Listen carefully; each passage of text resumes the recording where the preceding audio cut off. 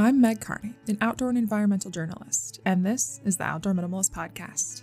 Thank you for joining us so that together we can create a better outdoor space as we recreate.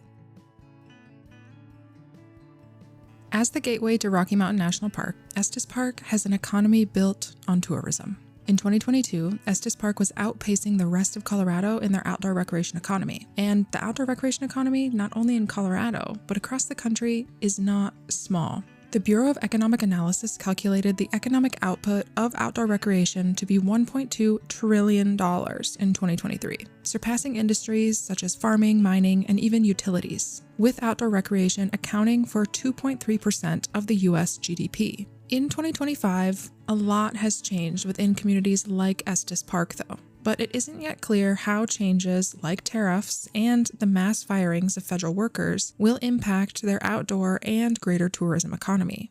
And just over 6 months into the year, business owners and park visitor reports don't show a drastic change from 2024 to 2025 in terms of money spent and park attendance. In fact, some businesses report increased visitation and spending for their tours. But in February, as we observed the cuts within federal agencies, the National Park Service lost approximately 4,000 employees through terminations, buyouts, and deferred resignations. And Rocky Mountain National Park was among the parks hit the hardest, reporting that 12 of their 253 full-time workers had been terminated. While they were reinstated a few months later, not all of them returned to their jobs, citing uncertainty as the reason. In early August, I visited Estes Park and spoke with 3 business owners about how their 2025 season has been different from past years. And one of those business owners was Melissa Strong, a climber and restaurant owner of Bird and Gym, along with the neighboring Bird's Nest Cafe in Estes Park. And as a note, I spoke with Melissa inside Bird and Gym during open operating hours. Honestly, we have 4.5 million people that come through Estes Park to visit Rocky Mountain National Park. We are a gateway community. If our park shut down, we would be isolated up here. We don't have a ski resort. We don't have a university. We are here to cater to our national park and our visitors. Without our park operating, it would devastate our economy for our town.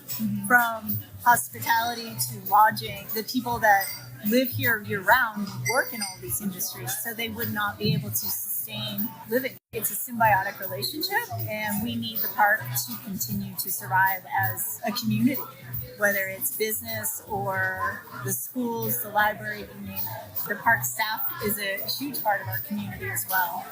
And the park does depend on the community. I mean, the park is run 80% by volunteers, which is a surprising fact. But I volunteer for the park. I volunteer with the climbing rangers. And I'm happy too. I'm happy to contribute back to what we have right next door. Melissa sees her businesses as intrinsically tied to the fate of the national park, but changes within the park didn't just begin in February when the federal layoffs began. It's been an interesting relationship being in a gateway town, from the pandemic to natural disasters to a new reservation system that they implemented in 2020 during the pandemic. And they put it in under the guise of course, separation in the pandemic, but it has stayed on the books.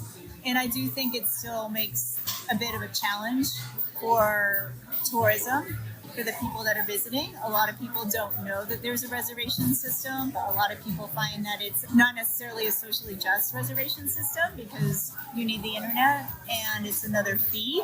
You also have people that sit in a lot of traffic and have a lot of snafus with the reservation system.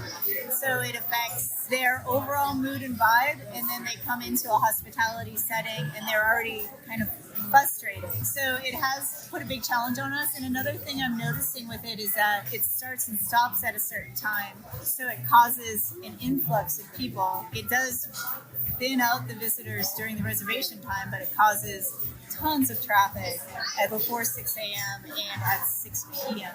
There has been a considerable amount of uncertainty within the town, as well as division among residents and businesses regarding the current federal changes. And during a guided hike in Rocky Mountain National Park with Thomas Pemberton, owner of Estes Park Tour Guides, he didn't necessarily see the federal cuts to the park as a bad thing. For me, no impact. If anything, I feel like a lot of the parks become more efficient. It's like, person who's at the front gate, how many people are really needed to collect a credit card, to process a credit card, and they hand over a map? You don't need 3895 people to do that. It's very simple. It's very rudimentary. The problem is that you have people who care about the park that are working at the park. Feels like a lot of the staffing is going to shift into just finding someone who wants a job just to get the government benefits because of the monotony and the routine piece. The park is trying to figure out how they don't need so much man hours. And I don't feel like this is anything from Doge, anything from the administration. I think this is generally why do we have so much labor costs? How many people do we really need to man a few entrances? And I think a lot of it comes to is when you have a lot of people who work nonprofits the majority of their life, you need someone who's been in business, who understands the P&L and understands the accounting, and they come into a nonprofit sector and they can improve upon it. They can fix it. They can see where some wasted cost goes. We have a very diverse community.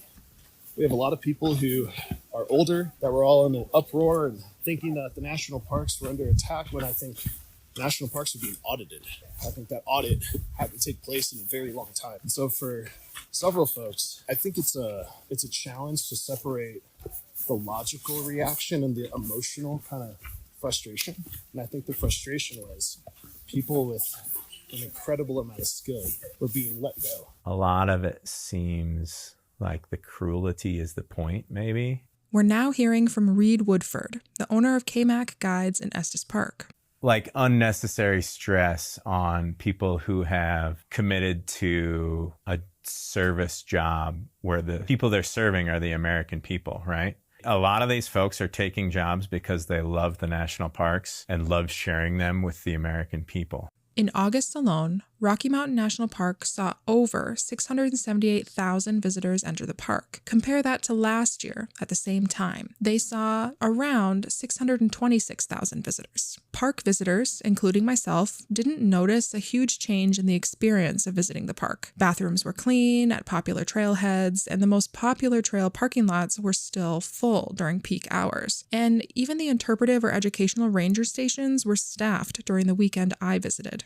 The park's staffing changes are not isolated to the entrance stations or janitorial services, though. They trickle into the broader job market within the community. You know, we're a guide service that's based in Estes Park. We don't live somewhere else and travel up here to work.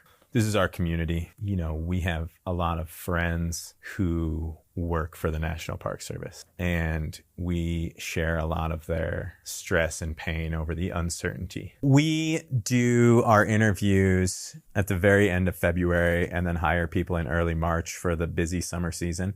We had a lot more applicants this year than we have in previous years. People that normally would be taking seasonal Forest Service jobs or seasonal jobs with the national parks knew that they were not going to be getting seasonal jobs this year. And so we're applying for other jobs. Unfortunately, although there's some overlap, a lot of those people were not qualified to be rock climbing instructors or rock climbing guides just because they didn't have the certifications required. People in their 20s and early 30s are struggling more than other previous generations at that age because there's just not as many job opportunities. And so we're really kicking people down that are already kind of struggling. And those seasonal Forest Service and national park jobs are fun and rewarding jobs, but they're not high paying jobs. And so we're cutting people that are making 20 or 30 grand for a 6-month job. I don't know how much we're saving as a country if we're just cutting people that are at the bottom of the socioeconomic class as far as earnings. On the outside, many mountain towns and parks give the appearance of quote-unquote business as usual. They're still serving visitors at an almost identical rate to the year before, if not seeing higher visitation. But economic pressures beyond federal staffing cuts are adding to uncertainty within businesses, as well as how visitors are engaging with them. It's been very stressful as a business owner because of the economy, because of the uncertainty. So 2024, I feel like there wasn't a lot of faith in the economy either, and we had a down year. And 2025 started off well and has become more difficult to navigate.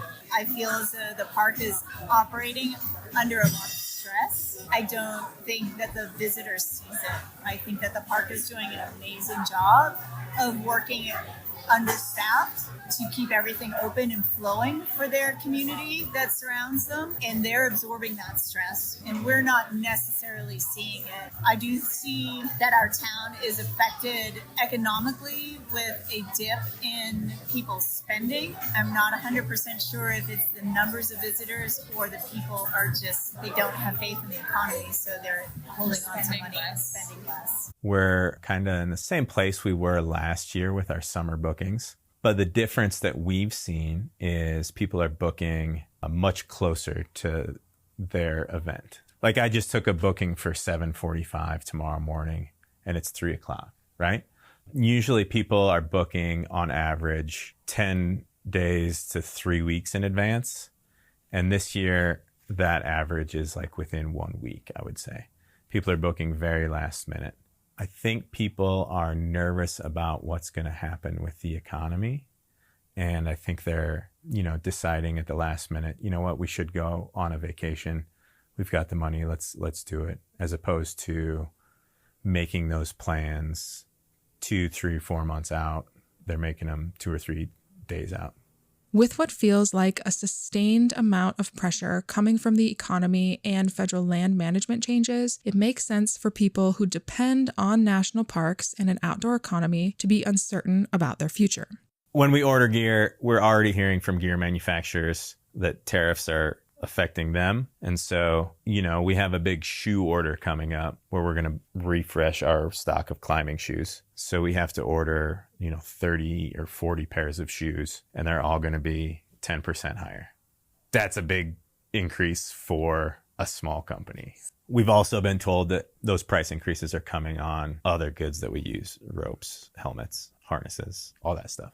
According to the Outdoor Industry Association's 2025 Participation Trends Report, growth has been observed across gateway activities such as hiking, camping, and fishing, with each gaining more than 2 million new participants just this year. So interest in enjoying outdoor spaces doesn't seem to be going away anytime soon. But to maintain that interest, we need well-maintained, well-cared for, and well-staffed parks and public lands to host this growing interest. Local businesses and volunteers can only do so much. I mean, Estes Park's been a tourist destination since the mid to late 1800s. I think its natural beauty will always draw people to it.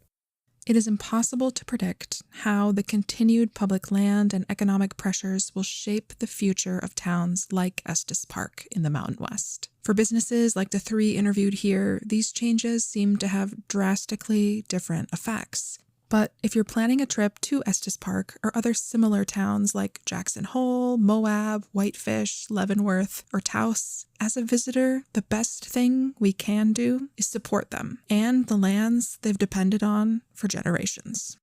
If you're going to Rocky Mountain National Park, hire people that live in Estes Park or hire people that live in Grand Lake. That's the other gateway town on the other side of the park. This episode was made possible by Visit Estes Park and Turner PR. Thank you to Melissa, Thomas, and Reed for participating in interviews for this episode. And if you'd like to learn more about any of the businesses featured, their websites are linked in the show notes. Thanks for listening. And if you like what you hear, let me know.